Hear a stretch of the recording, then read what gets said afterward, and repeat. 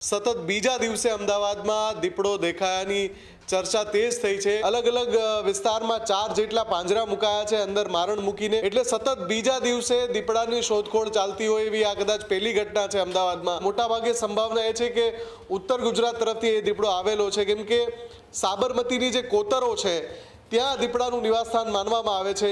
હિંમતનગર કે ઈડર બાજુથી દીપડો આવ્યો હોય એવી સંભાવના વધારે વ્યક્ત કરવામાં આવી રહી છે। વન વિભાગના લગભગ 25 કર્મચારીઓ આ સર્ચ ઓપરેશનમાં જોડાયા છે।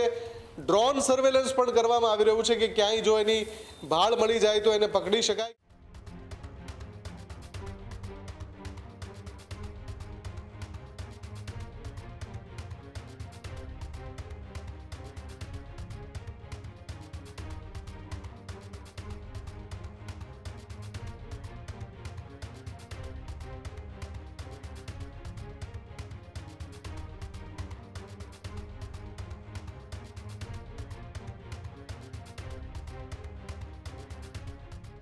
સતત બીજા દિવસે દીપડાની દહેશત છે તે અમદાવાદની અંદર જોવા મળી રહી છે। જી હા, ઘુમા બાદ હવે ચાંદખેડા અને ઝુંડાલ વિસ્તારમાં પણ દીપડો દેખાયાની ચર્ચા તેજ થઈ છે। ચાંદખેડાના માધવ હોમ્સ પાસે દીપડો દેખાયાની ચર્ચા થઈ છે, જો કે વાયરલ ફોટોની હજુ સુધી પુષ્ટિ નથી થઈ શકી। ઝુંડાલના ગરનાળા પાસે દીપડો દેખાયાની ચર્ચા છે, પુષ્ટિ નથી થઈ છતાં તસવીર વાયરલ થતા લોકોમાં પણ ડરનો માહોલ જોવા મળી રહ્યો છે। દીપડાને લીધે ઝુંડાલ અને ચાંદખેડાના લોકોમાં ભારે ચિંતા છે, ત્યારે વન વિભાગની ટીમ સેલા ગુમામાં તપાસ કરી રહી છે। હવે વધુ વિસ્તારોમાં પણ દીપડાને ઝડપી લેવા ઓપરેશન હાથ ધરાશે। ત્યારે અમદાવાદમાં દીપડાને શોધવા માટે વન વિભાગની કવાયત તેજ છે। ધીરે ધીરે વન્ય પ્રાણીઓ હવે એ રહેણાંક વિસ્તારોમાં આવી ચડતા હોય છે। ત્યારે 2 દિવસ પહેલા અમદાવાદના ઘુમા વિસ્તારની અંદર દીપડો દેખાયો હતો ને વન વિભાગે તેમને પકડવા પણ તજવીજ હાથ ધરી હતી, પરંતુ હવે વધુ એક ફોટો છે તે ફોટો અત્યારે વાયરલ થયો છે ને તે ફોટો ચાંદખેડા વિસ્તારનો હોવાનું અત્યારે ચર્ચા તેજ થઈ રહી છે। ત્યારે મુફદ્દલ ન્યૂઝ રૂમથી મારી સાથે જોડાયેલા છે મુફદ્દલ, ઘુમા બાદ હવે ચાંદખેડા અને ઝુંડાલ વિસ્તારનો એક ફોટો વાયરલ થઈ રહ્યો છે। ફોટોની હજુ સુધી પુષ્ટિ નથી થઈ કે હકીકત દીપડો ત્યાં છે કે નહીં, પરંતુ આ ફોટાથી આસપાસના લોકોમાં દહેશતનો માહોલ છે। બિલકુલ ઉમંગ, આની પહેલા ગાંધીનગર સચિવાલયમાં જ્યારે દીપડો દેખાયો હતો એ વખતે પણ આ જ પ્રમાણે ઘણી બધી ચર્ચા થઈ હતી કે ત્યાંથી આ બાજુ દેખાયો, આ બાજુ દેખાયો। એવી જ રીતે સતત બીજા દિવસે અમદાવાદમાં દીપડો દેખાયાની ચર્ચા તેજ થઈ છે।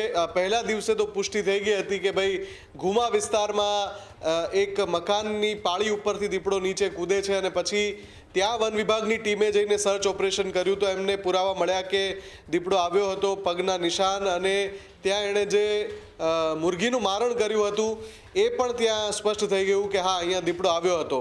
અને એ પછી એના જે ફૂટપ્રિન્ટ્સ મળ્યા એના આધારે વન વિભાગની ટીમ અત્યારે એક તો વન વિભાગની ટીમ છે અને એની સાથે વાઇલ્ડ લાઈફ કેર સેન્ટરની ટીમ પણ છે।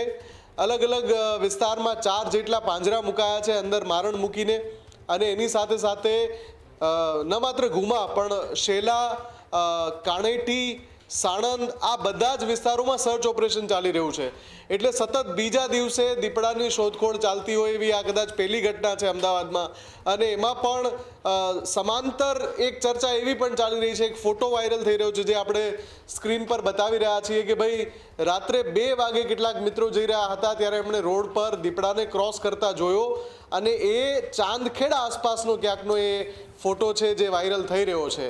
બીજો એક દાવો એવો પણ કરવામાં આવી રહ્યો છે કે ઝુંડાલના ગરનાળા પાસે દીપડો દેખાયો છે, પણ એની કોઈ તસવીરી પુરાવા નથી અને આ પણ જે તસવીર વાયરલ થઈ છે એની સત્તાવાર પુષ્ટિ નથી થઈ શકી। પણ જો ઘુમામાં દીપડો દેખાયો હોય, પછી ચાંદખેડામાં દીપડો દેખાયો હોય તો લગભગ 2 દિવસ પછી પણ એવું કહી શકાય કે દીપડાએ ફરી પાછો એ જ્યાંથી આવ્યો, મોટાભાગે સંભાવના એ છે કે ઉત્તર ગુજરાત તરફથી એ દીપડો આવેલો છે, કેમ કે સાબરમતીની જે કોતરો છે ત્યાં દીપડાનું નિવાસસ્થાન માનવામાં આવે છે। હિંમતનગર કે ઈડર બાજુથી દીપડો આવ્યો હોય એવી સંભાવના વધારે વ્યક્ત કરવામાં આવી રહી છે। પણ અત્યારે જે વન વિભાગનું ફોકસ છે એ સાણંદની આસપાસનો જે વિસ્તાર છે, ખરાબાની જમીન છે, ગૌચરની જમીન છે, એ વિસ્તારમાં ક્યાંક દીપડો મારણ કરવા તો નથી પહોંચ્યો ને ફૂટપ્રિન્ટ્સ જે મળી રહ્યા છે એના આધારે તપાસ થઈ રહી છે। એની સાથે સાથે વન વિભાગના લગભગ 25 કર્મચારીઓ આ સર્ચ ઓપરેશનમાં જોડાયા છે। ડ્રોન સર્વેલન્સ પણ કરવામાં આવી રહ્યું છે કે ક્યાંય જો એની ભાળ મળી જાય તો એને પકડી શકાય, કેમ કે જેમ અમદાવાદ છે ગીચ આબાદીવાળો વિસ્તાર છે અને જો દીપડો ફરીવાર પાછો ક્યાંય નીકળે અને કોઈ માનવ પર હુમલો કરી દે તો જે પ્રકારની અત્યારે ઘટનાઓ બની રહી છે માણસ અને રાની પશુ વચ્ચેના ઘર્ષણની, એને નિવારી શકાય. પણ જો ચાંદખેડામાં પણ જે તસવીર છે એની પુષ્ટિ થઈ જશે તો જે ડરનો માહોલ છે એમાં વધારો થવાનો ચોક્કસથી છે, કેમ કે દીપડાએ સ્થળ છોડ્યું નથી. જો એ સ્થળ ન છોડ્યું હોય તો એ હવે ક્યાં છે, અત્યારે ક્યાં છે, ક્યાં ફરી રહ્યો છે, એની સાથે સાથે વન વિભાગે તકેદારી રાખવા પણ સૂચના આપી છે અને જ્યાં અવાવરું જેવો વિસ્તાર હોય, અંતરિયાળ રસ્તા હોય, ત્યાં મોડી રાત્રે એકલા ન નીકળવું એવી પણ સલાહ સૂચન અત્યારે આપવામાં આવી છે. સૌથી વધારે અગત્યની વાત છે કે ક્યારે ભાળ મળે છે કે દીપડો નીકળી ગયો છે કે હજુ આસપાસના વિસ્તારમાં છે, એના ઉપર નજર છે અત્યારે. ઉમંગ.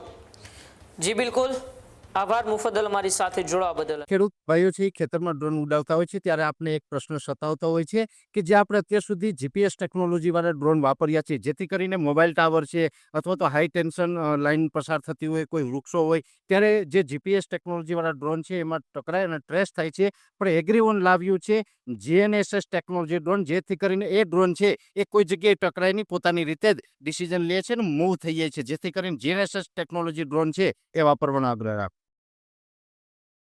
હજુ સુધી તમે અમારી ચેનલને સબસ્ક્રાઇબ નથી કરી તો અત્યારે જ ન્યૂઝરૂમ ગુજરાતને સબસ્ક્રાઇબ કરો, ફેસબુક અને ઇન્સ્ટાગ્રામ પર ફોલો કરો.